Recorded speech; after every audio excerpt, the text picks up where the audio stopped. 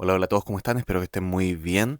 Continuando con la lectura bíblica, estamos en Éxodo capítulo 32 y 33 y también vamos a leer Marcos capítulo 4.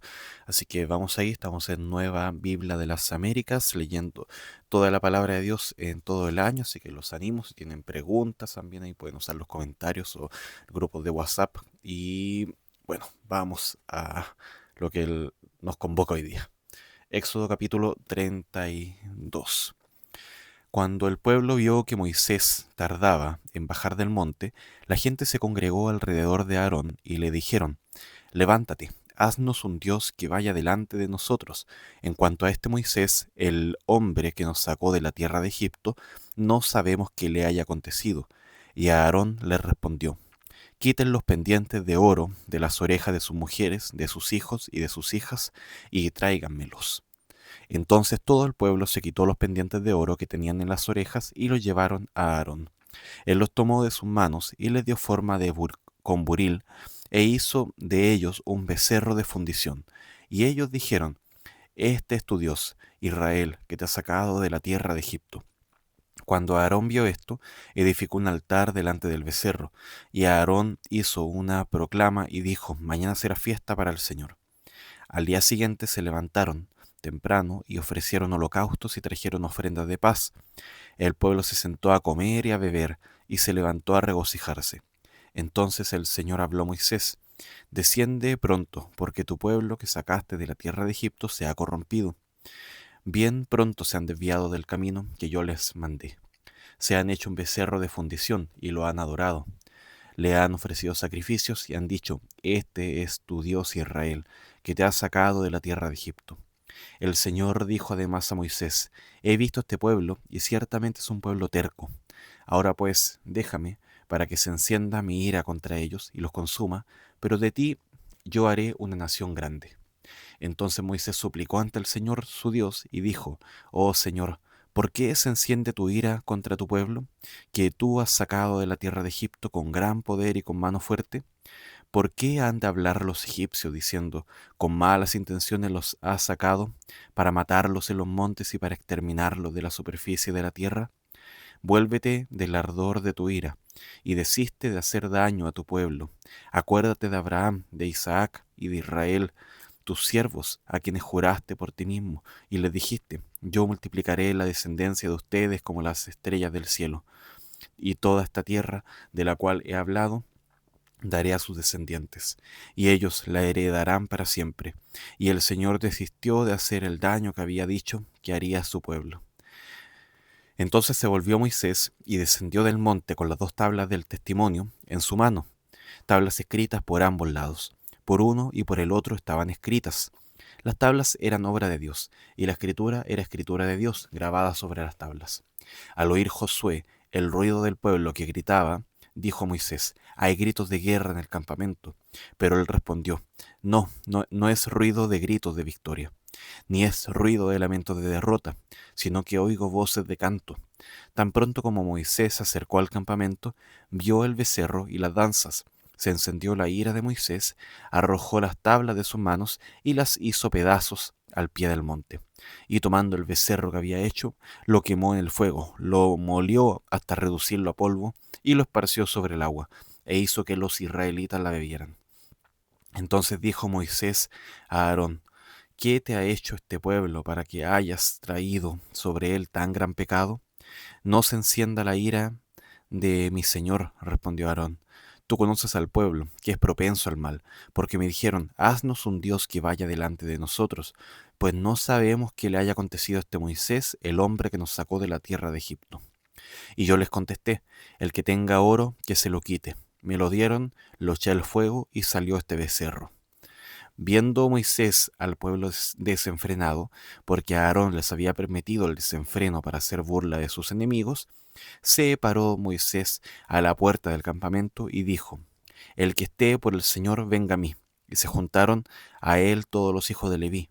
Y él les dijo: Así dice el Señor, Dios de Israel: Póngase cada uno la espada sobre el muslo, y pasen y repasen sobre el campamento de puerta en puerta, y maten a cada uno, a su hermano y a su amigo y a su vecino. Los hijos de Leví hicieron conforme a la palabra de Moisés y cayeron aquel día unos 3000 hombres del pueblo. Entonces Moisés dijo: Conságrense hoy al Señor, pues cada uno ha estado en contra de su hijo y en contra de su hermano, para que hoy él les dé una bendición.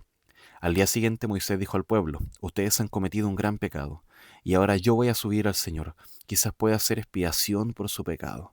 Entonces volvió Moisés al Señor y dijo: Ay, este pueblo ha cometido un gran pecado, se ha hecho un Dios de oro. Pero ahora, si es tu voluntad, perdona su pecado, y si no, bórrame del libro que has escrito. Y el Señor dijo a Moisés: Al que haya pecado contra mí, lo borraré de mi libro. Pero ahora ve, conduce al pueblo a donde te he dicho. Mi ángel irá delante de ti, pero el día que yo los visite, los castigaré por su pecado. Y el Señor hirió al pueblo por lo que hicieron con el becerro que Aarón había hecho. Éxodo capítulo 33. Entonces el Señor dijo a Moisés: Anda, sube de aquí, tú y el pueblo que has sacado de la tierra de Egipto, a la tierra de la cual juré a Abraham, a Isaac y a Jacob, diciendo: A tu descendencia la daré. Enviaré un ángel delante de ti, y echaré fuera a los cananeos, a los amorreos, a los hititas, a los fereceos, a los heveos y a los jebuseos. Sube a una tierra que emana leche y miel, pues yo no subiré en medio de ti, oh Israel, no sea que te destruya en el camino, porque eres un pueblo terco. Cuando el pueblo oyó esta mala noticia, hicieron duelo, y ninguno de ellos se puso sus joyas, porque el Señor había dicho a Moisés: Dile a los israelitas: Ustedes son un pueblo terco. Si por un momento yo me presentara en medio de ustedes, los destruiría.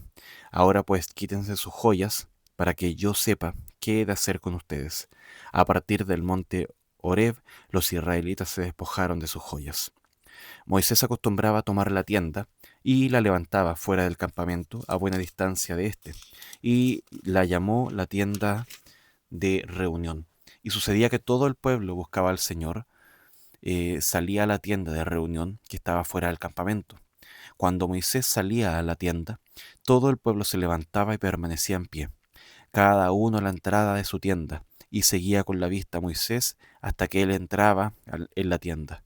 También cuando Moisés entraba en la tienda, la columna de nube descendía y permanecía a la entrada de la tienda, y el Señor hablaba con Moisés. Cuando todo el pueblo veía la columna de nube situada a la entrada de la tienda de reunión, todos se levantaban y adoraban, cada cual a la entrada de su tienda. Y el Señor acostumbraba a hablar con Moisés cara a cara, como habla un hombre con su amigo.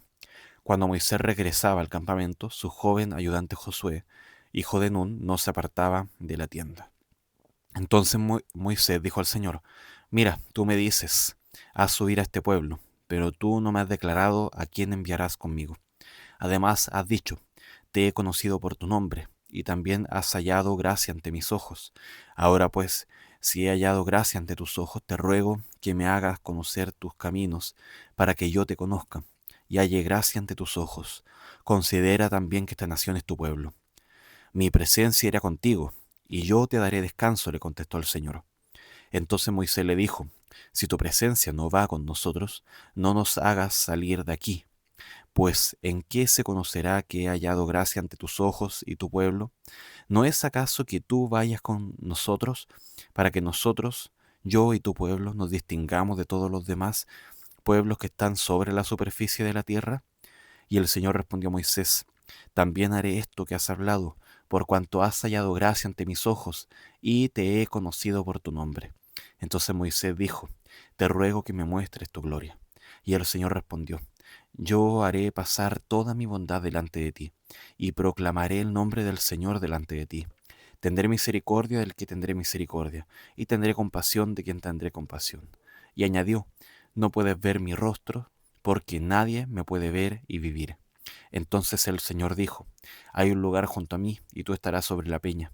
Y sucederá que al pasar mi gloria, te pondré en una hendidura de la peña, y te cubriré con mi mano hasta que yo haya pasado.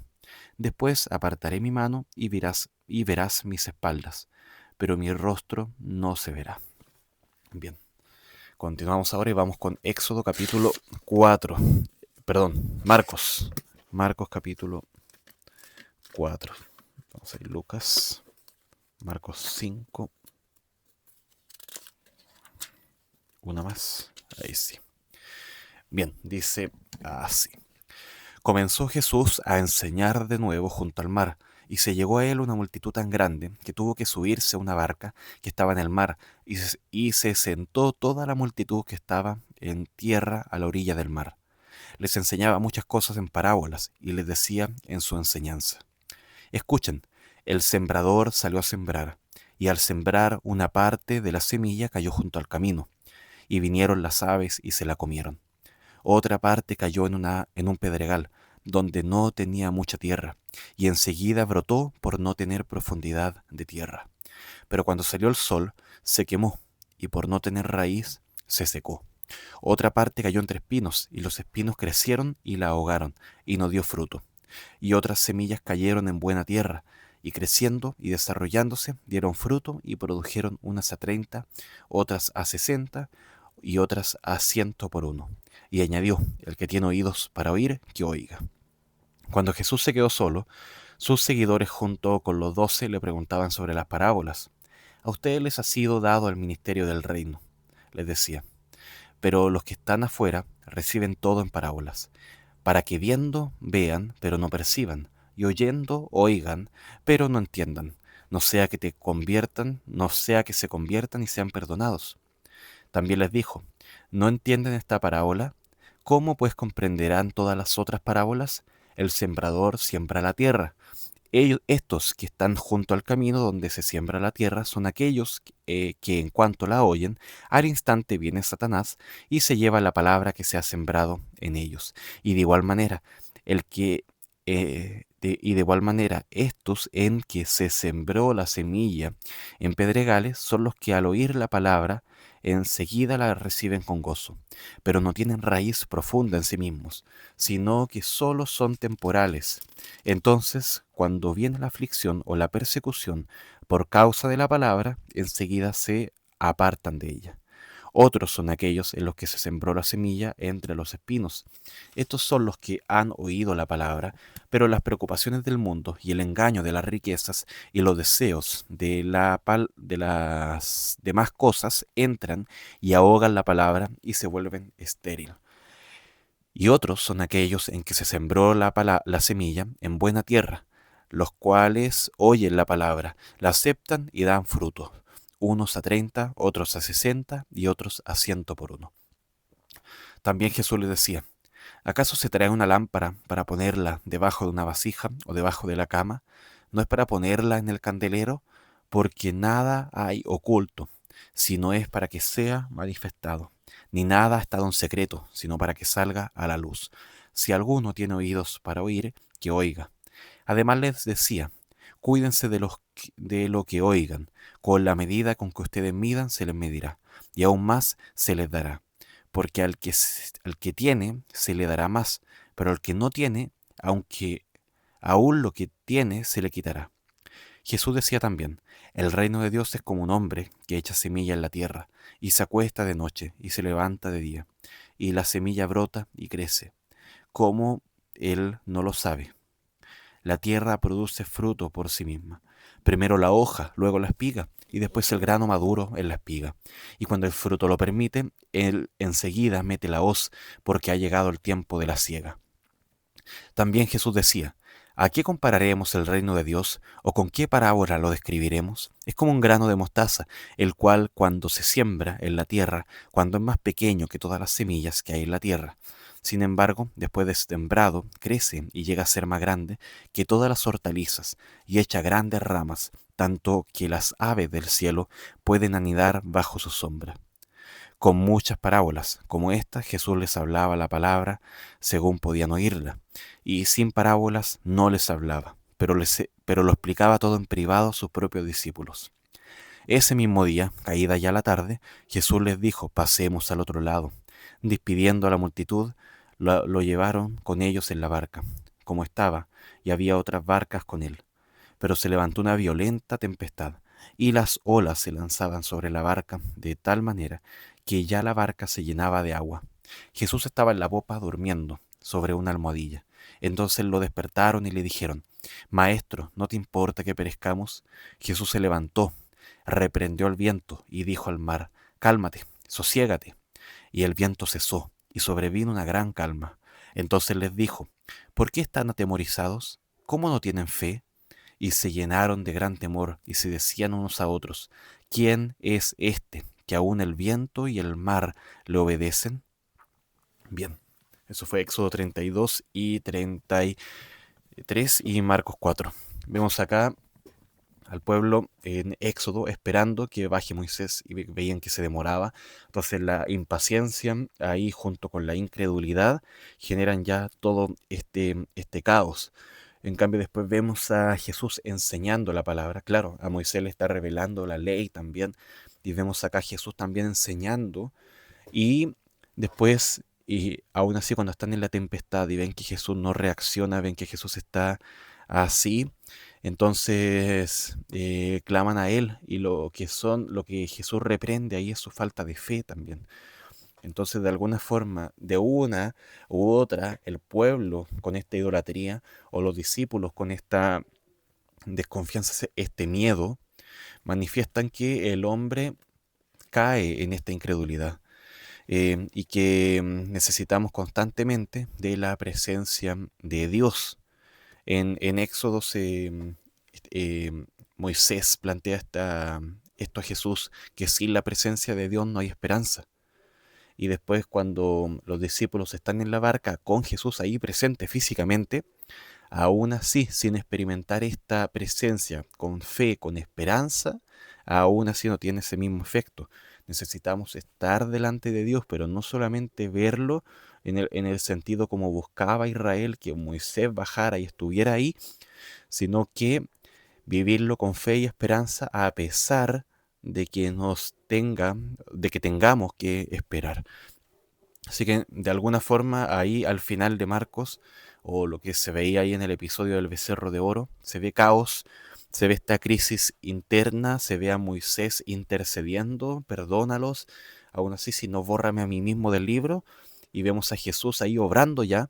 Jesús calma la tempestad a pesar del pecado del hombre. Entonces vemos gracia, vemos intercesión, vemos a Dios calmando ahí todo, diciendo: yo soy el que tiene el control, ustedes esperen, tengan paciencia, manténganse fieles, manténganse confiando ante el Señor. Un Dios que no abandona, que corrige, claramente, corrige, pero que también eh, nos invita ahora a confiar más en Él.